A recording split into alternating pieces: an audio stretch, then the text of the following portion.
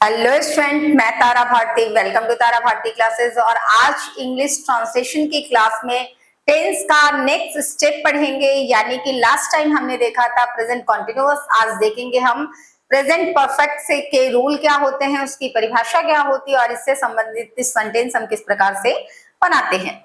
लेकिन उसके पहले मैं आपसे ये जरूर कहना चाहूंगी कि अभी तक अगर आपने इस चैनल को लाइक, शेयर और सब्सक्राइब नहीं किया है तो फटाफट कर लीजिए, क्योंकि ऐसे क्लासेस होते ही रहेंगे भैया। तो आप कब तक इसको इग्नोर करोगे या फिर कब तक आप इससे अपना पीछा छुड़ाओगे। अब तो सीबीएसई बोर्ड ने भी इंग्लिश को इंटरनेशनल लैंग्वेज के रूप में प्रतिमानित कर दिया है कि आप इंटरनेशनल लैंग्वेज के थ्रू आप अगर इंग्लिश को पढ़ते हो तो इसे आपको कंपलसरी गेन करना बहुत ज्यादा जरूरी है। पैटर्न बदलने वाले हैं तो अपने आप को अंग्रेजी के लिए मजबूत बना लीजिए। और ये मजबूती आपको तभी आएगी जब आपका ग्रामर पोर्शन या फिर ट्रांसलेशन का पोर्शन काफी ज्यादा सुदृढ़ होगा। मतलब कि आपका बेस मजबूत होगा कन्वर्सेशन के लिए, राइटिंग स्किल के लिए या फिर किसी भी चीज को रिप्रेजेंट करने के लिए। तो आइए चलते हैं क्लास की ओर, देखते हैं कि हम इस टेंस में किस तरह की बारीकियों को ध्यान में रखना जरूरी है और इस टेंस की पहचान कैसे की जा सकती है।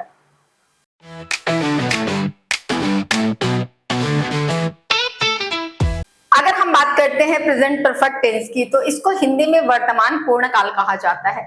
अगर हम बात करते हैं प्रेजेंट परफेक्ट टेंस की तो प्रेजेंट परफेक्ट टेंस को हिंदी में वर्तमान पूर्ण काल कहा जाता है। वर्तमान कहने का मतलब जो समय चल रहा है और पूर्ण कहने का मतलब जिससे कार्य की पूर्णता का बोध होता है।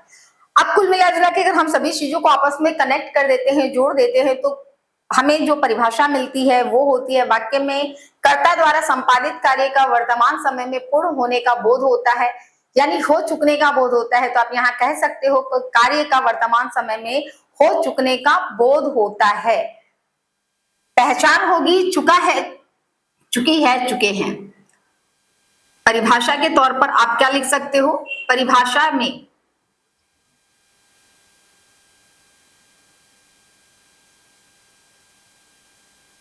कार्य का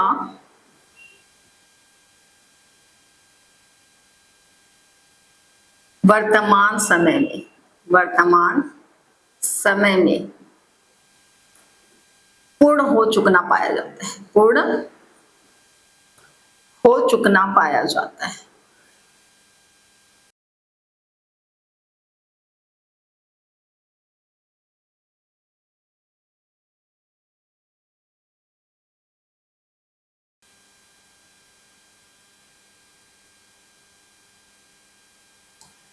पहचान होती है वाक्य के अंत में चुका है, चुकी है, चुके हैं आदि शब्द आते हैं। चुका है,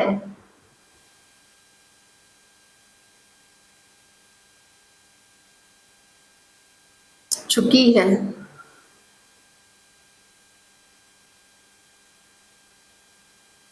चुके हैं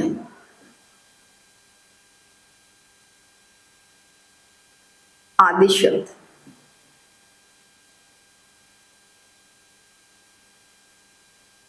उदाहरण में आप ले सकते हो राम विद्यालय जा चुका है, गीता खाना खा चुकी है, मैं किताब पढ़ चुकी हूँ, बच्चे मैदान में खेल चुके हैं। तो ऐसे सेंटेंस हमारे सामने होते हैं और इनकी पहचान के तौर पर आप जैसा देख रहे हो, ऑब्जर्व किया होगा आपने कि सभी वाक्यों के अंत में चुका है या फिर चुकी है या फिर चुके हैं जैसे शब्द कंटिन्यूटी के साथ आ रहे हैं। अब अगर बात पहचान की के बाद रूल की अगर आ जाए कि आप रूल कैसे ऑपरेट करने वाले हो या इसका रूल क्या होगा, तो मैंने बार बार बताया है कि बेसिक फॉर्मेट हमारा subject plus verb plus object का ही होता है। बट यहाँ पर चूंकि सेंटेंस हमारे सारे के सारे टेंस के हैं तो हमें मेन वर्ब के साथ पूरा अर्थ निकालने के लिए हेल्पिंग वर्ब का इस्तेमाल भी करना पड़ता है। और परफेक्ट में जो हेल्पिंग वर्ब इस्तेमाल किया जाता है वो हेल्पिंग वर्ब होता है हैज और हैव। हैज का प्रयोग हम सिंगुलर नंबर के साथ और हैव का प्रयोग जो है वो हम प्लूरल नंबर्स के साथ करते हैं। That means he, she, it और नेम के साथ हैज लगाया जाता है। वहीं पे आई, वी, दे, यू के साथ हम हैव जैसे शब्दों का प्रयोग करते हैं। यहाँ पे बात आती है रूल ऑफ असर्टिव सेंटेंस की।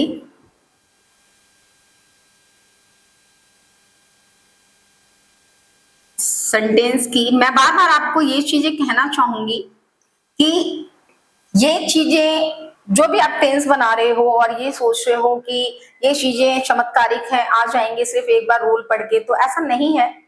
जितनी जल्दी हम सीखते हैं उतनी ही जल्दी हमारी माइंड से स्किप भी करता है। इसके लिए जरूरी हो जाता है कि आप इसे प्रैक्टिस में लो, 2 4 10 सेंटेंस लो और कंटिन्यूटी के साथ उसको ट्रांसलेट करने की कोशिश करो। जिस समय भी आप रोजाना की लाइफ शेड्यूल को जी रहे हो, लोगों से कन्वर्सेशन कर रहे हो, तो उसमें इंग्लिश वाक्यों का प्रयोग करना सम्मिलित कीजिए, शुरू कीजिए। धीरे धीरे मिस्टेक्स के साथ थोड़ी सी प्रॉब्लम्स क्रिएट जरूर होंगी, लेकिन हैबिचुअल होते होते होते होते आप पूरी तरीके से इसमें परफेक्ट हो जाओगे और बहुत ही सरलता से इन चीजों को बोल पाओगे। तो ये जरूरी है कि आप इसको अपने प्रैक्टिस में लेते रहिए और बने रहिए, देखते रहिए कि किस तरीके से हम सेंटेंस बना रहे हैं। तो इस फिलहाल इसका रूल क्या होने वाला है मैं आपको बता के चल रही हूँ। रूल होगा आपका सब्जेक्ट, सब्जेक्ट के बाद हम हेल्पिंग वर्ब लगाएंगे, हैज या हैव, हैज या फिर हैव, दोनों में से कोई एक ही लगाना है, वो भी हमारा ऑप्शनल है। Plus third form of verb, यहाँ पे क्रिया का तीसरा रूप एप्लीकेबल होगा, थर्ड फॉर्म ऑफ वर्ब। और सबसे लास्ट में हम अप्लाई करेंगे ऑब्जेक्ट को। सबसे लास्ट में हम क्या लिखते हैं, ऑब्जेक्ट। अब जैसे मैंने एक सेंटेंस बोला है, बच्चे मैदान में खेल चुके हैं, तो क्या हो जाएगा, हम इसको एग्जाम्पल के तौर पे लेते हैं, बच्चे मैदान में खेल चुके हैं।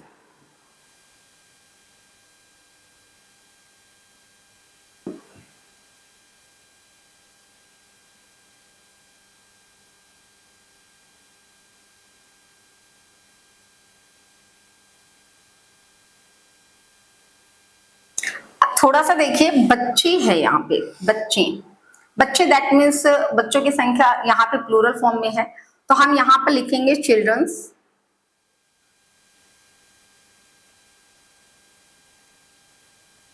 Children, children. अब चूंकि प्लूरल है तो प्लूरल के साथ हमें हैव का प्रयोग करना है, हम लगाएंगे उसके बाद हैव। क्या कर चुके हैं, खेल चुके हैं। तो खेलने की इंग्लिश होती है प्ले, और प्ले का थर्ड फॉर्म होता है प्लेड, तो हम क्या लिखेंगे, प्ले। अब कहाँ खेल चुके हैं, मैदान में, तो इन ग्राउंड।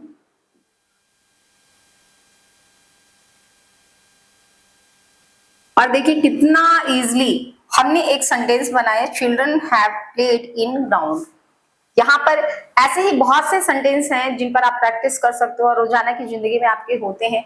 आप इनको सिर्फ और सिर्फ प्रैक्टिस में लीजिए, अपने दोस्तों के साथ कन्वर्सेशन में यूज कीजिए और प्रैक्टिस जरूर कीजिएगा, क्योंकि प्रैक्टिस के बिना टेंस पर कमांड करना या टेंस के अकॉर्डिंग सेंटेंस को मॉडरेटेड करना, मॉडिफाई करना बहुत थोड़ा सा डिफिकल्ट हो जाता है। तो अगर आप चाहते हो कि इन सारे रूल्स को आपको रट्टा ना मारना पड़े, सिर्फ और सिर्फ आप प्रैक्टिस के बेस पर आप बहुत ही सरलता से इसे सीख सकते हो, आपको रटने की आवश्यकता नहीं पड़ेगी, क्योंकि वो कहावत है ना, रटंत विद्या पढ़ंत नहीं, रटंत विद्या पढ़ंत नहीं, और पढ़ंत विद्या भूलंत नहीं, यानी पढ़ने वाली विद्या कभी इंसान भूलता नहीं है और रटंत विद्या कभी भी आती नहीं है। तो यहाँ पर इन चीजों को कंटिन्यूटी के साथ रखने के लिए जरूरी हो जाता है कि आप इन पर प्रैक्टिस कीजिए। हमारी शुभकामनाएं आपके साथ है कि आप जितनी जल्दी हो सके हमसे भी इंग्लिश में कन्वर्सेशन कीजिए, आपके कमेंट भी इंग्लिश में ही हमारे पास आए। तो आज के लिए इतना ही काफी है, हम अगला टेंस अगले क्लास में सीखेंगे। आपकी टीचर, आपकी मेंटोर तारा भारती। धन्यवाद।